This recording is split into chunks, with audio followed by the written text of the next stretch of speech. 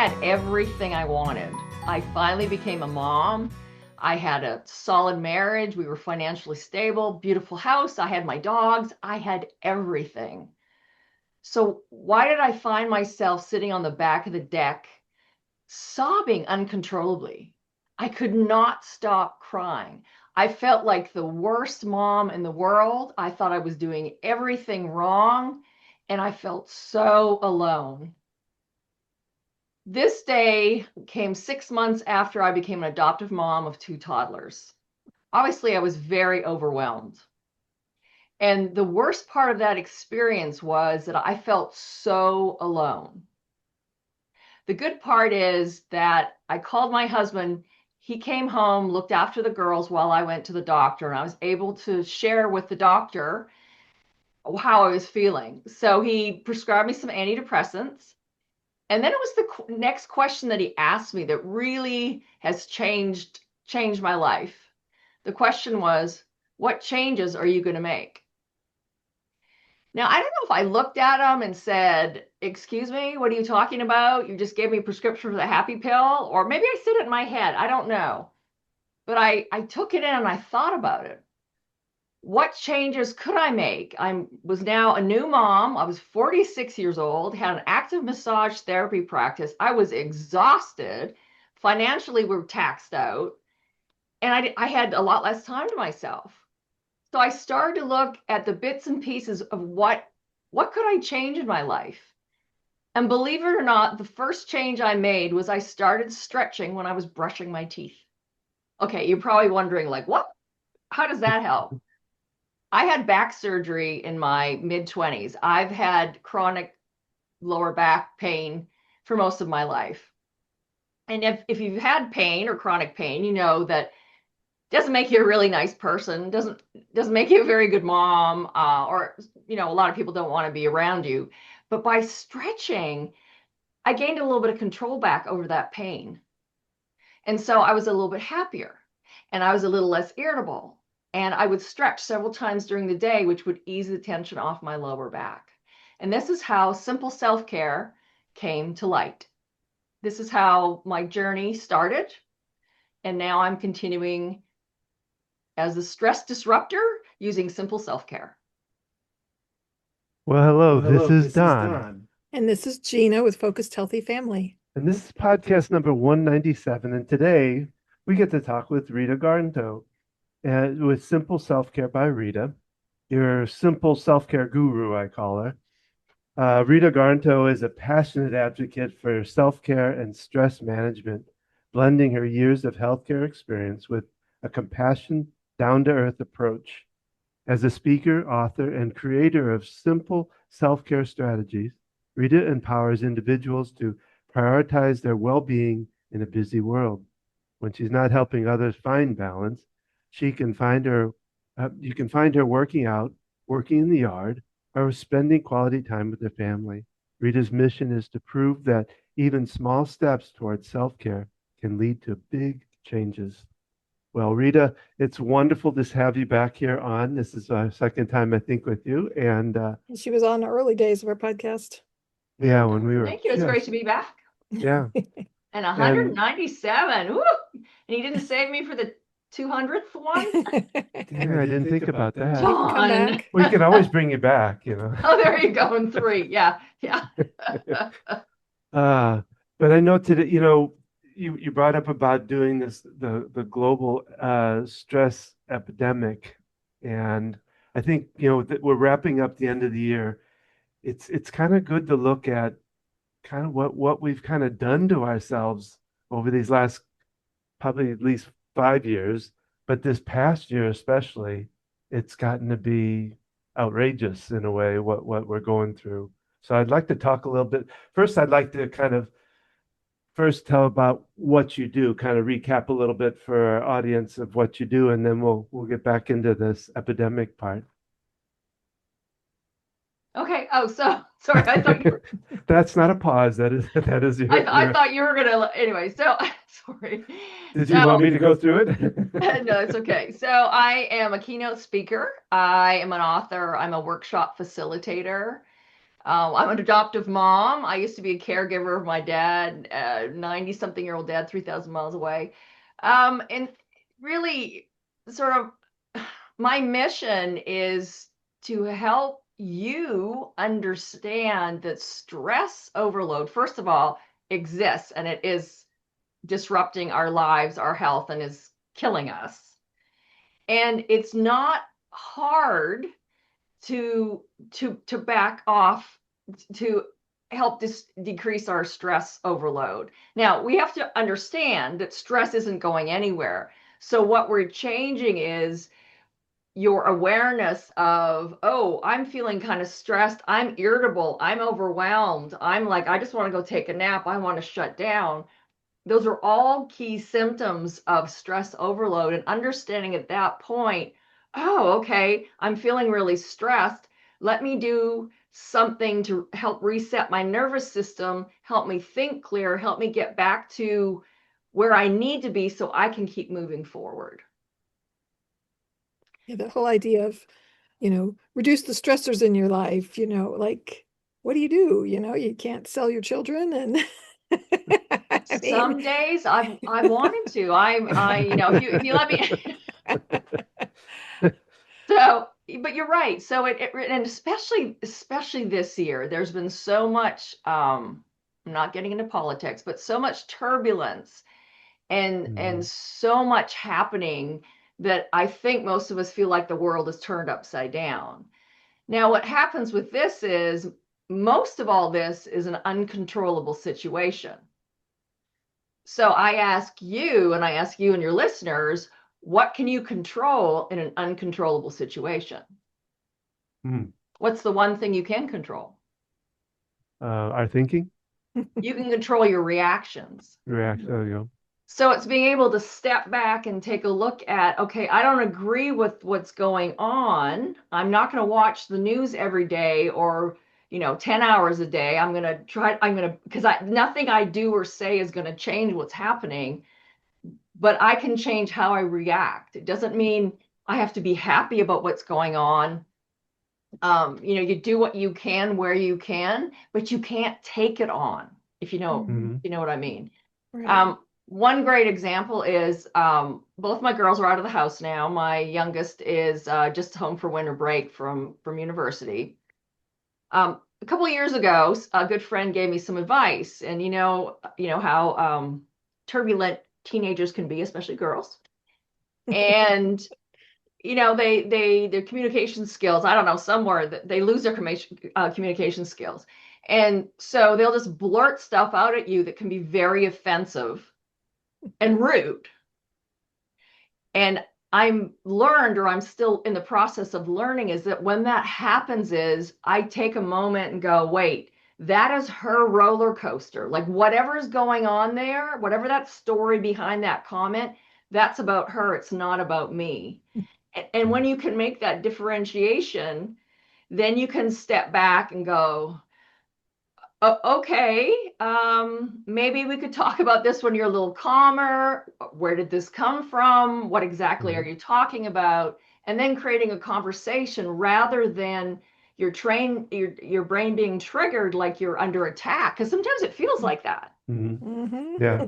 And it's on, man, it's on. Like I'm in there and I'm throwing words back just like, she's throwing them at me. And so it's such a process.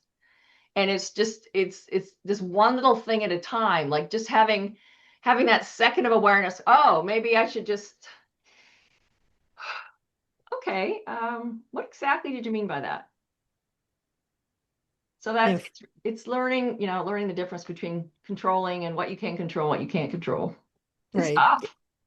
It is. We still have a teenager. We made it through 2 other children who went through the teen years, and we have a 16-year-old. So totally relating to everything you're saying. Yeah, it's easy to react. And like you say, taking that minute, someone taught me to say, isn't that interesting? Even if we just think it to ourselves. And like you said, that stepping back to be able to respond rather than react to it, because you're so right. Things are going to go on. Our kids are going to do things. The world's going to do things. And we get to choose our reactions. Right. And you get to choose what's going to work for you. When if you Right. have to step out of a situation, my older daughter lives on her own now and she's like, "Mom, guess what happened?" And I'll be like, "Do I really want to hear this?" Right? She's almost 21. There's a lot of stuff going on. Mom doesn't want to know, right? So then it's like setting your boundaries and saying, "Well, maybe I don't really want to hear where you went Friday night and what happened," right? So learning like what's good for me, what is going to sort of help my mental health and my energy levels. Um, and it sounds complicated, but really it's just starting with one thing, just being able to take that deep breath and just stepping back. Well, we talk about, because you mentioned it as a global stress epidemic, and I think that's very true. I think it goes back a little bit to, and it's going to sound weird, but I used to, I used to call it the, what was it, oh, my mind's dropping now. We get everything by instantaneous now. Our Amazon is delivering to us that afternoon sometimes, and it's just too rushed with Yeah. what we're doing. Information overload kind of. And It's I'd you like, know it is, especially, and I see it. My kids are in the generation that school pardon me, phones first came into schools, right? And then the teacher would say, "Okay, your assignment's on your phone." Well, we didn't let our girls take the phone to school, so then they were the oddball because Mm. everybody else had their phones. And so I think there's a lot more information overload. I think now we understand really how bad it is, and we're starting to work towards decreasing that effect. Now I just lost my train of thought, Don. My brain just went on the same train as yours. yeah, But you're I right. have a, Everything's instantaneous. So we lack patience. We mhm. lack tolerance. We now in the social media, anybody can say just well, even the leaders of the top leaders in the world can say anything and everything they want. And where did the respect go? Where did the politeness go? Where did um like it just is like all holds are gone. Like it's just like it's a free for all. I can say what I want, I can do what I want. I don't care if I hurt your feelings. Oh, in 5 minutes if I feel different, doesn't matter, right? Yeah, we just I don't know, we've become sort of a rude society because it's easier on social media because I can write anything I want and I'm not in front of the person's not Right. gonna you know what's the word, Well, um be it kind aggressive back, right?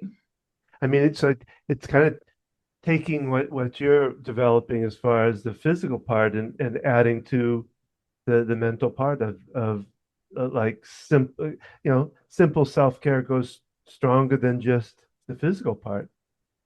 It's Absolutely. backing out of stuff that's going on here.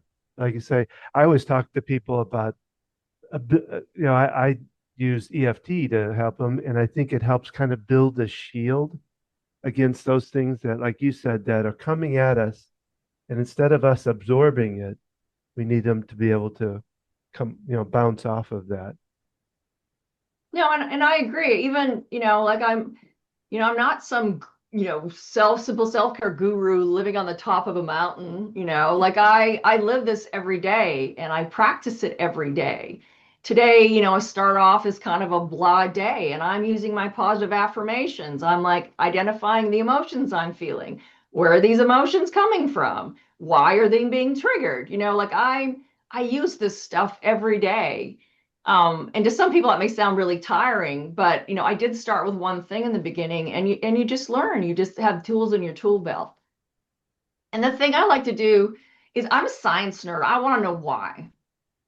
So why does something work? So in my workshops and my talks, I go all the way back to what is the stress response? What exactly is going on in our brain? Our brain triggers, it senses that there's a threat to our safety. Well, it might be imagined, it might be real, it might be perceived. It's not necessarily that this, dog is running at me or there's charging elephants coming at me. It could be something really subtle, or that I'm imagining my house is swept off the mountaintop by a tsunami, right?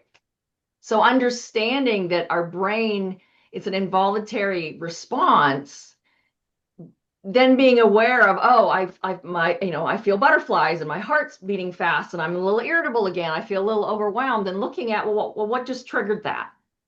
Mhm. So increasing, awareness. And then science shows it takes 30 seconds to actually reset, to start resetting your nervous system. So take a pause, breathe, reset. So that breathing could either be a physiological sigh, and the kids that I taught at the summer camp this last summer, we called it a double double. So you take a big breath in and take another breath in, and then all the way out. And repeat again, big breath in, another breath, and then all the way out. So by literally pausing, and there's so many things, it's not just breathing. It could be standing up and stretching. It could be standing up and walking to the other room. You're letting your brain know that you're safe, and you can switch to your other nervous system where you can think clear and you can continue on your day without like having the stress response. That was a lot of information. No, it's good information. What I guess what was there something particular that kind of triggered you into this idea of the epidemic idea? Was there something in particular that changed everything? Well, oh yes, the first stress management presentation I ever did was in 1997. Okay, I was on the trauma flight team back then, and our director encouraged us to create presentations that we could present to the community. And so when I was looking up statistics back then, so what is that, almost 30 years ago, stress was already, the results from surveys were already like 75% of people, in this particular survey said they felt some effects of stress. Okay, so now as we're continuing on and we've gone through COVID, and now we're going through, we've got several wars going on, potentially other wars starting. Like, stress it's building, right? It's getting worse. Mhm. And so when I think back to, oh my gosh, like 30 years ago, I was talking about stress overload already and what was happening to us. And now 30 years ahead, you kidding me? Like there, we are in a global epidemic. And then you look at mass shootings, number of Mhm. suicides. You've got 400 emergency physicians a year completing dying by suicide. You've got, increased numbers of students and kids and shooters, and I rest my case, right? This is a Yeah. serious problem. Yeah, I've always said growing up, the youth today, the teens and, even the early 20-year-olds, it's a lot. The social media is out there. They know everything about everything. Our youngest has been plagued by just the things going on in the world and just even taking that on and feeling so helpless with it because information is just everywhere all the time. And there's just so many different things happening that, and because we know about it instantaneously, really. I think it's fueling things. It's great to have the information, but it also, setting those boundaries you mentioned, even, with your daughter and limiting what people share with you, but also setting boundaries as far as what you take in. You mentioned like the news, and I make sure my Facebook feed is positive and empowering and supportive of me. If people are putting stuff out there, I put that away because I want it to be uplifting. I want it to be Yeah. supportive. Because yeah, I've seen some, different threads on Facebook and other social media that I'm just like, why are you even saying, like, why are you dissing that person? They just were open and honest about an experience, and this is how they felt, and you're telling them they're stupid. It's like, Mhm. where did we go off? Where did we, get off sort of on the good path? I don't know. And I blame so much of these poor decisions on stress, on the stress overload. Because one of the things that happens in a stress response is the blood flow shifts in your brain, and it actually diverts from your prefrontal cortex, which is the part of your brain that makes the really good decisions, right? That doesn't mature till we're 26 or 30. Why, I don't know. But so when you're in stress mode, you're literally not thinking. Mhm. So if people would just try to be less reactive and kind of step back, you know, pause, reset, breathe, and then make your choice, I bet you there'd be a lot of different choices. I would hope so. I, what I th worry, well, not worry about, but I think about is we'll go to the doctor for the physical part of us. Problem happening, we go to the doctor. We don't we don't do that for our mind. In fact, it's still very much, I think, I don't know if I'd say it's in infancy, but it's very much we don't think about what's going on up here and how this thing here is running this thing here. Right. And I think we need to I think change that somehow. yeah, I think the awareness is increasing. I remember I used to be a storyteller because I've navigated low grade depression all my life. Just found that out a few years ago. It explained, a lot of things. Um, and there's, we had coffee and conversation. So, I would be like, I'd talk about my story about my low grade depression and how it affected my life. There would be other people who'd come in and talk about their bipolar disorder. So there's been a lot more conversation. And me, like I'm very authentic. You know that, Dawn. You've known me for quite a few years, and I will stand up on an audience on a stage in front of like a huge audience and tell them I'm on antidepressants still. Like Mhm. I'm not ashamed of that. Oh, by the way, I'm also on thyroid medicine. Should I be ashamed of that? Or I Yeah, take magnesium at bedtime to help me sleep. Should I, so I think the more conversation we generate and the more conversation and honesty, we can create. And I think like attracts like. So I'm a workshop facilitator at AmeriHealth Caritas. And the it's usually the women, mostly women, but some men come to my workshops. Like they're not afraid, like they listen, like they're like really engaged yeah. and they understand. And people need to let go of their egos. Like we're all in this together. I Mhm. can't do this by myself. I couldn't have done any of this with when we adopted our toddlers and massage business and my mom died and then all this other stuff going on. You need to be open and honest. So I don't know how do we get that moving other than through honest conversation and without judgment. Mhm. Yeah. I mean, have you um well, I would imagine you've changed what you've done from the very beginning to now, but is there something in particular about this epidemic that you've kind of changed your way of presenting it? Actually, it is. That's a really good question. So this year I've developed two new talks. One is, how is stress affecting your bottom line, which really focuses on then businesses. And now if you're stressed, and so talking about how stress affects productivity, absenteeism, staff turnover. And then in October, I was honored to give a presentation to trauma doctors and nurses, and it was Life on the Line, the deadly cost of ignoring stress. And so really again identifying, and then the startling statistic is like I said, 400 ER physicians a year die by Wow. suicide. Like, what are we doing wrong? Mhm. And I've just become an ambassador with the Dr. Lorna Breen Heroes Association. She was a doctor that worked very, very hard during COVID, and she ended up dying by suicide because she was so exhausted. And if she admitted that she was having mental health issues, she would have lost her credentialing. Mhm. So Oh, now they formed this foundation to help not have that clause in the credentialing. So I'm just learning about that. But it's we need to take care of our caregivers and ourselves. And Mhm.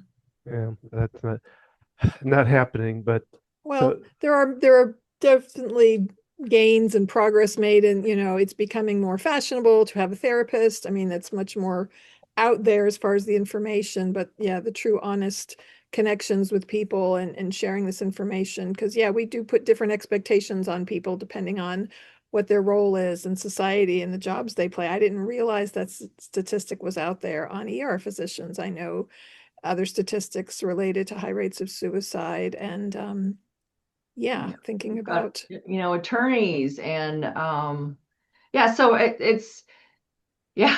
And then, even the caregivers, there's, more nonprofits that are showing up that are about caregiver mental health wellness, right? sure. So let's provide support for the caregivers, because these poor caregivers, they're looking after, their spouse that perhaps has dementia, and they don't have the resources to get outside help, and they're on 24/7. So I think it's getting better known. I do, and I hope as time goes on, I get on more stages and in front of more people, I can share that it is okay to not be okay Hmm. and ask for help. So, I'd like to back up and just ask for more ideas for the simple self-care because, okay. a lot of our audience is busy raising kids, caring for aging parents. And yeah, I know when I first met you, you talked about the stretching while you brush your teeth. I've done similar things in the bathroom and like I love these ideas of just little ways we can incorporate into our daily lives. So give us some more tips. Well, so I've got three categories. So the first category is in the moment. So so the deep breathing, so you can have box breathing, you in, hold for count of four, out, hold out for four, hold for four. There's different kinds of breathing methods. Mm-hmm. Engaging one of your senses. So if you're really frustrated, going and looking out the window and, in the fall, like how many different colors of leaves can I see? Again, it's all about disengaging your brain. It's Mhm. letting your brain know you're safe. I love dark chocolate, so I engage my taste buds and I put the top dark chocolate in my mouth and let it melt. And it's like, oh, what flavors do I taste? And that's my stress go-to is dark chocolate. Or listening, go out, step outside for a minute. Mm-hmm. The second category is movement. So exercise is so good for your mental health. Yes, I know we're really busy, but maybe you don't have time for a 30-minute walk or a 20-minute walk. Why not 5 minutes? Like go to the end of the driveway and back. Or maybe if you're in an apartment building, like walk around your apartment building. Just get outside, just simple breathing and moving.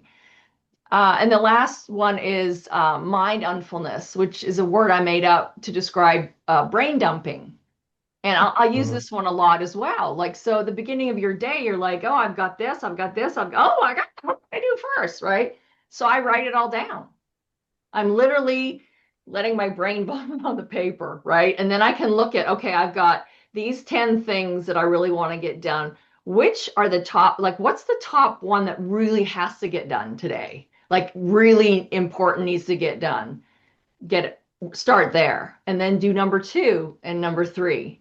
And if you only get three done that day, oh, well, there's tomorrow, right? But journaling is also really good. I also do journaling classes, and I've created my own set of Dear Self journals, positive affirmations, reading scripture, reading fiction, just something where you can just sort of, again, distract your brain, let your brain know you're safe. you bring there was somebody I had. This was on my past um, podcast. I had a lady on that talked about there's a 5-step process for changing your mind, like you talked about. But the first one is the first 5 things you can um, Oh, look at.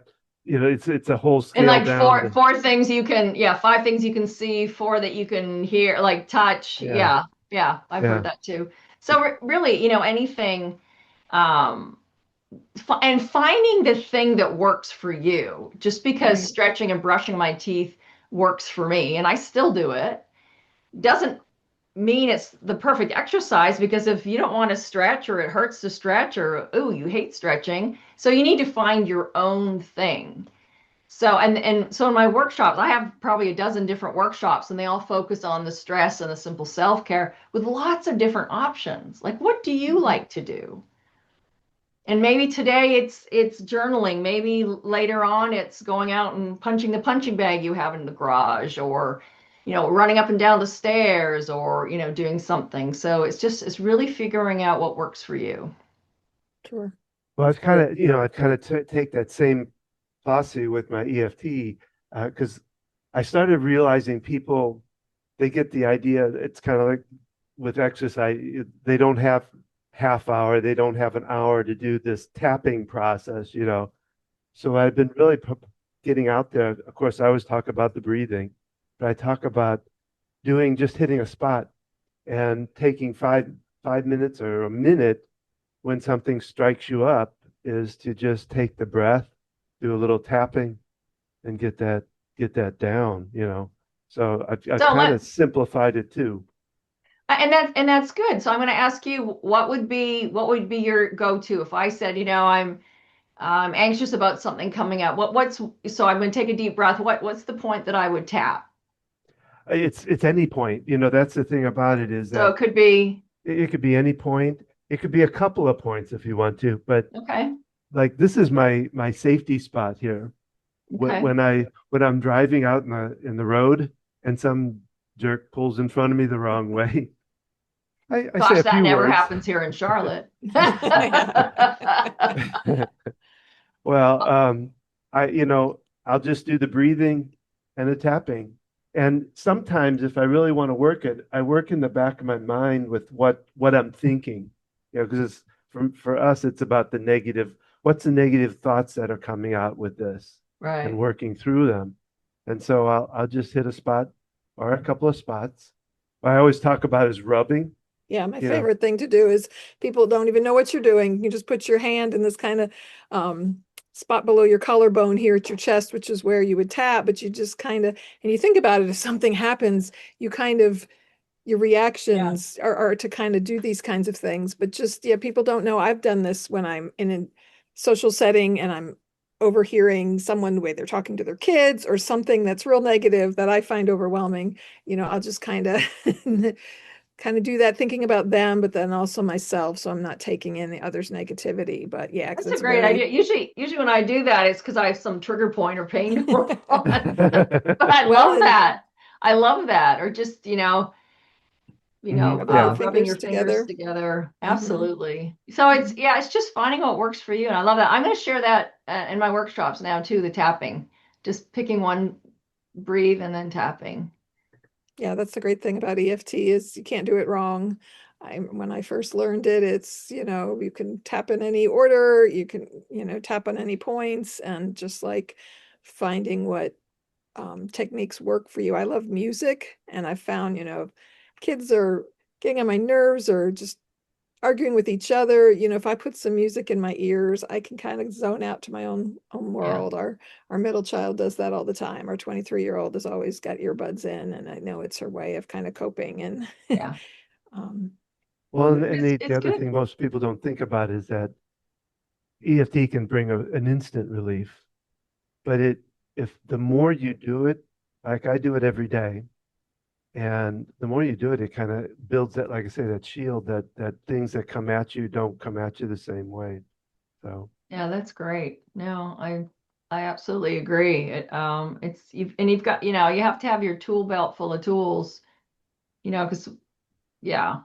So I like positive affirmations are really powerful as well. mhm.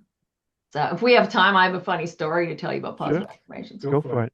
Go for it. So when I moved to Charlotte, I was looking for a new job and I was a respiratory therapist at the time. So I saw this ad for transport therapists and I literally thought I was going to be in the back of an ambulance going from, hospital A to hospital B. And I'm like, I get motion sick, but I needed a job and, whatever. Thinking the interview is going to be an hour, right? So I walk into a room full of people and the organizer, hands us a packet of papers and says, okay, we're going to start with naming these 12 EKG strips, so heart rhythms, and you're going to measure out what the P wave is, the QRS complex, the T wave. You're going to give all that information plus the name of the rhythm. And then we're going to have lunch, and then you're going to go upstairs and you're going to go through 4 oral testing stations. So you have to run a cardiac arrest, you have to do a pediatric emergency, you have to do some broken bone, and you're in charge and you're going to run this. And I'm sitting there going, like, what? And finding out that I had applied for a job, trauma flight team, helicopters and airplanes, right? So I'm now a recovering perfectionist, but so then I was a perfectionist. I was sitting there, I'm like, oh my gosh, I haven't prepared at all, right? So the only thing I could think to do was like run to the bathroom. So I went into the bathroom, sat in a stall. I don't know, pants up or down, sat in a stall, and I started to say my positive affirmations, which are, I am safe where I am. I create my own security. I love and approve of myself. I'm at peace with my own feelings. So there I am sitting there telling myself over and over and over again. And what I didn't realize at the time, I was resetting my nervous system. I was calming my nervous system down. So then I was able to make a very logical decision. I had two choices: walk out of the front of the hospital, never be seen again, or I could try my best and see what happens.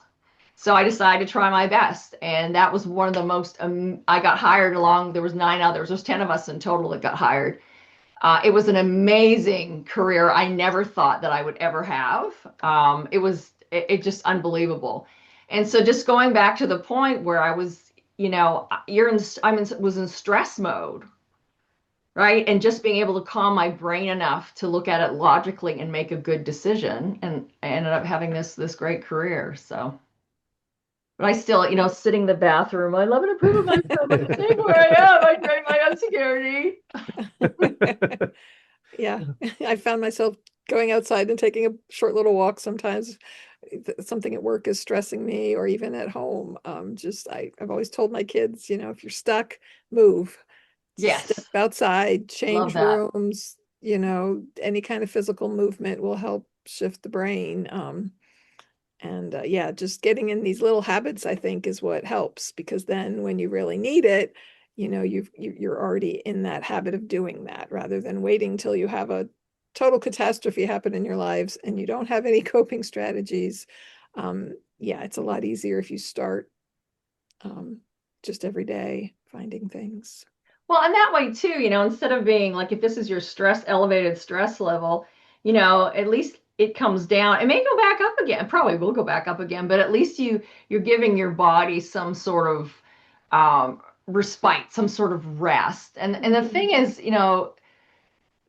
I don't think people understand really the devastating effects of the stress overload. So, and I read a quote recently that if stress was a disease, it would be an epidemic because its fingerprints are on all the major illnesses that are causing us to be sick and to die in our modern times. Like you can Wow. trace them all back to stress overload. Yeah. Yeah. Well, when I do a talk, I usually bring up the idea of fight or flight. I take it a little deeper and say that it's what fight or flight does to you. Like you said, all the chemicals and stuff that happens, the brain closing down and stuff. I really want people to understand that, because I don't think we don't think about stress and Yeah. how serious it really is. And it's this thing running this thing. And if it isn't running right, and that's why I'm at the doctor that I'm at, because that was one of the blocks that they found, that people would be going along the healing process and then run into a wall Yeah. and just stop. And that's what I really try to help them get past. And Yeah. we just don't think about that. Yeah, and that's great. And that's actually really the foundation of a lot of my workshops is exact talking about the fight or flight versus resting and digesting and all those things that happen. And I think, and that's increased awareness. It's like, oh, okay, now I'm feeling anxious and my whatever, my liver's dumping all the sugar into my blood. Well, you keep doing that over and over again. There's pre-diabetes, there's diabetes, high blood pressure, cardiovascular disease, because you're asking your heart to work harder every time you have a stress response. So that's awesome, Don. I'm glad, we're on the same wavelength Yeah. that way. It's just get to the lowest common denominator to understand what's really happening. And Yeah. what you said is so powerful, that stress underlies, all disease. It's like Don was 52, he had his first heart attack, and people looking at him, he doesn't smoke, he doesn't drink, he's physically fit, he's exercised, even eating more healthy over the years, how powerful stress is, that can affect. I say it's his German background. They stuff their feelings. They I may start smoking just to get past this. I don't know. Well, Just maybe, no, I wouldn't recommend it. Well, I lost my mom, so I'm of German heritage, and I lost my mom. She was 75, died of a massive stress-induced heart attack, and Mhm, and people may say, "Oh, sure, it was, from stress." I can tell you, I can give you the whole rationale behind why I think that is, and I mhm, mean, it starts with her being a childhood refugee of World War II. Mhm. mhm. So yeah, stress kills, and Well, it's really surprising what I've found with the patients I'm working with is I'd say probably maybe 85% of them, it goes back to childhood, what their parents did, what their parents came up with, what they said, and how they interpreted it.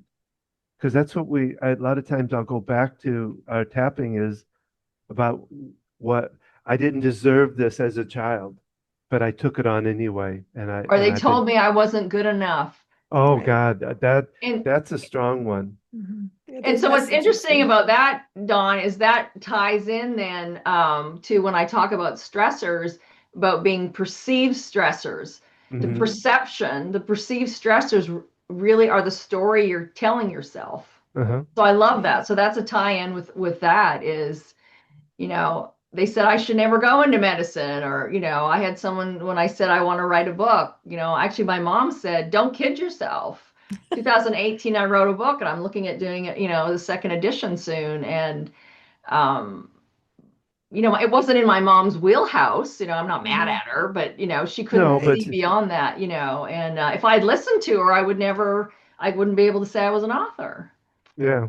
Yeah, we Well, carry yeah, around. our mind builds us into this kind of square box, and then when we step out, it freaks out a lot, It's Yeah.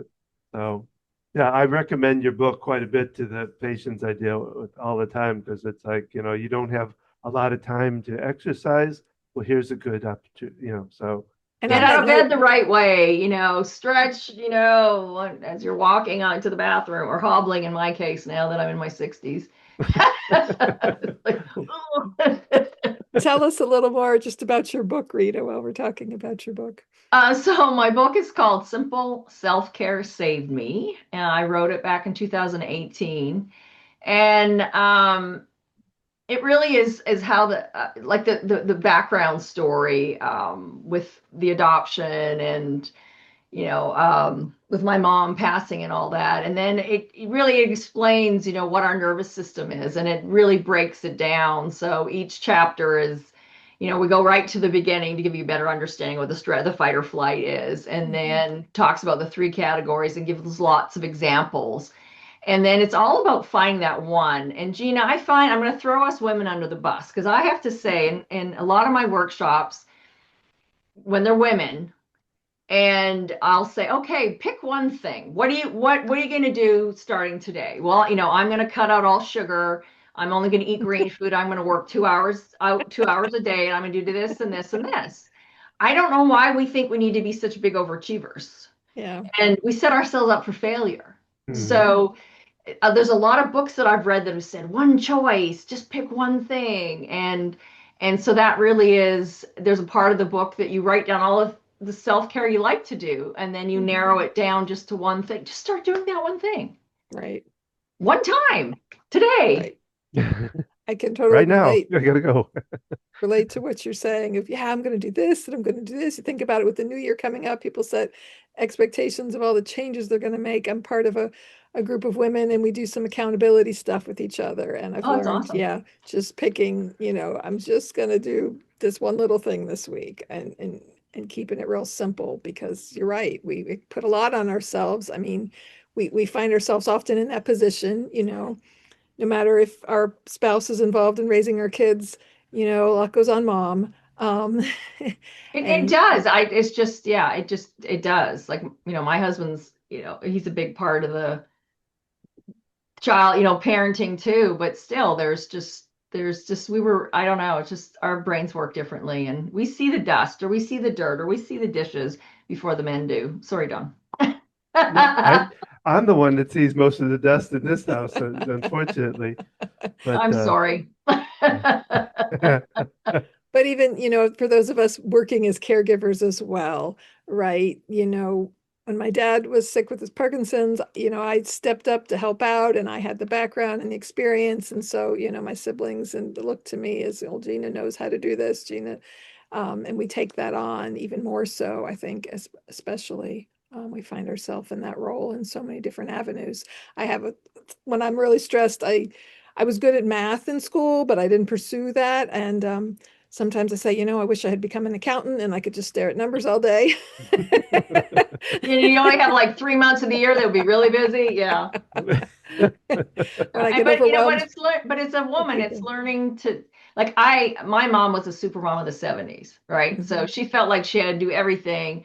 Her Mhm. drugs of choice were Valium and high blood pressure medicine, right? That's the two things, so she could sleep and stay calm and keep her blood pressure down.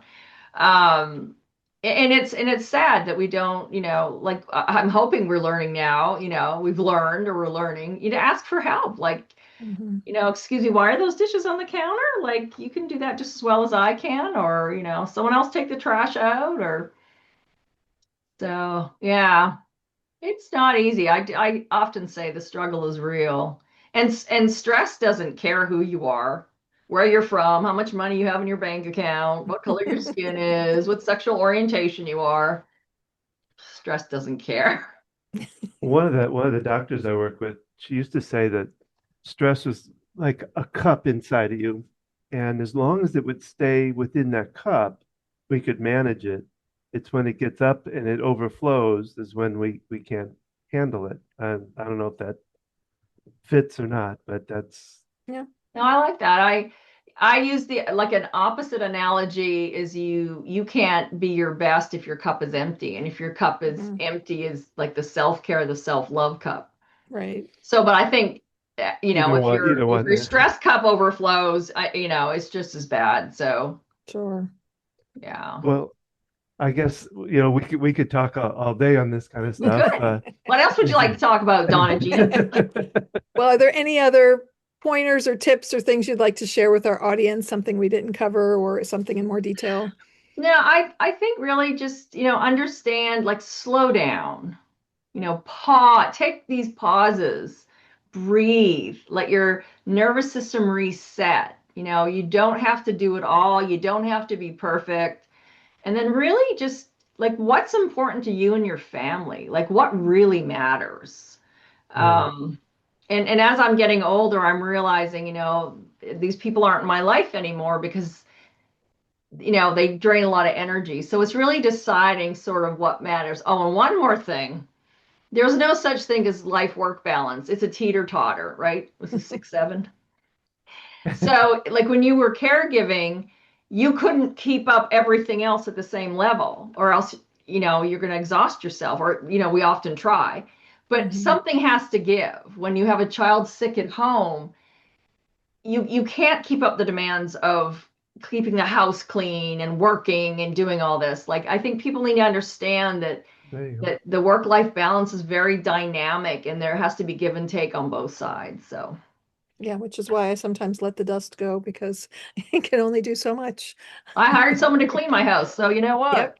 Yep. Finding those things. And just on a quick note, with the holidays, you mentioned, finding what's important to your family. We've shared this before in podcasts, not trying to do it all over the holidays. What are those activities that your family really enjoys rather than trying to do everything? Because yeah, we'll get overwhelmed and then we're not really happy enjoying anything if we just feel like we have all these have to things that we have to do. So, And use a guiltless no. mhm. Like Yeah. no is a complete sentence. Just to be able to say, I would love to come to your Christmas party, but I'm already booked. Like I used to practice saying no, no, no, no. No. Just say it over and over to get it in my head because I'm a people pleaser and I had to learn how to say no. Just say it to your kids all the time. No, no, Yes. no. So Well- Rita, where can people find out more about you? Well, my website is simpleselfcare.net. I have some free resources on there. I have a weekly text club. So that's probably the best place. My email is rita@simpleselfcare.net. If anyone has any questions, email me. I'm Okay. good. And let's look forward to your next book.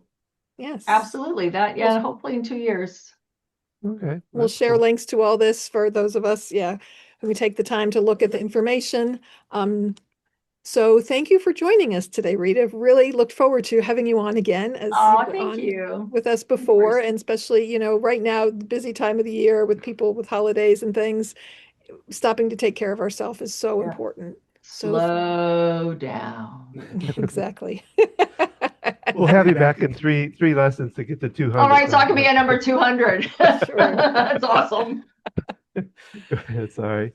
So Well, thank happy you. holidays. Take care. Thank you Yes. so much. And Yes. Thank you, Rita, for being here today. Thank you to all of our listeners who've been here. Please like and subscribe to our podcast. Please check out our other podcasts that we've put out there. If you're going through a struggling journey caring for your aging loved one and or other family members, look at our website, focusedhealthyfamily.com. Learn more about what we can do. Don's EFT tapping practice. You can learn more about that as well, all at focusedhealthyfamily.com. You can find us on Facebook at Focused Healthy Family, on Instagram at Focused Healthy Family 1, YouTube at We're throwing her off. YouTube. sorry, Gina. That's okay. At Focused Healthy I'm tapping. Family. Yes. Yes, because you can listen to these podcasts as well as watch them on YouTube. So thank you and join us again on next Thursday. And remember, how you speak to your children and your loved ones today shapes their future and yours.